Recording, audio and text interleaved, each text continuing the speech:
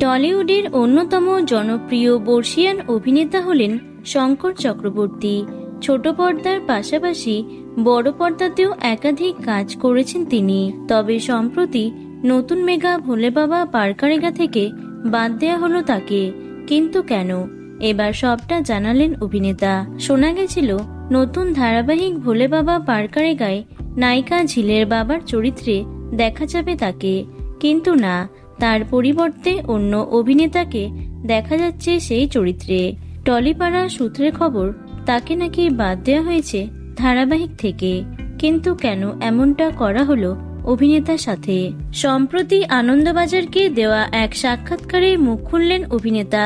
তিনি জানান, এই ধারাবাহিকটি আগস্ট মাসে শুরু হওয়ার কথা ছিল, ফলে সেই সময় আমার তারিখের সঙ্গে শুটিংয়ের সময়ের কোনো দ্বন্দ্ব তৈরি হয়নি। কিন্তু এখন যে সময় ওরা শুটিং ফেলেছে তখন আমার নাটকের শো আছে, আর রয়েছে একটি ছবির শুটিং।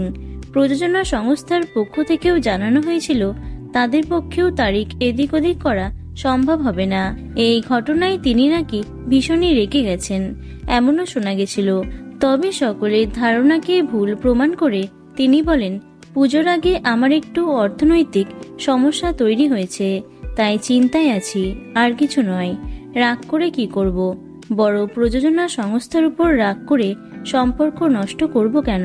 আগামী দিনে কাজ করার সুযোগ নষ্ট করার ইচ্ছে নেই। প্রসঙ্গত, 15ই সেপ্টেম্বর থেকে বিকেল 5:30টায় সম্প্রচার হচ্ছে ভোলে বাবা পারকারেগা ধারাবাহিকটি। অভিনেত্রী মধুমিতা সরকার এবং অভিনেতা নীল ভট্টাচার্য রয়েছেন প্রধান চরিত্রে। তো বন্ধুরা, ভিডিওটি এটুকুই। টলি দুনিয়ার অন্যান্য খবর পেতে চ্যানেলটি সাবস্ক্রাইব করতে পারো। ধন্যবাদ।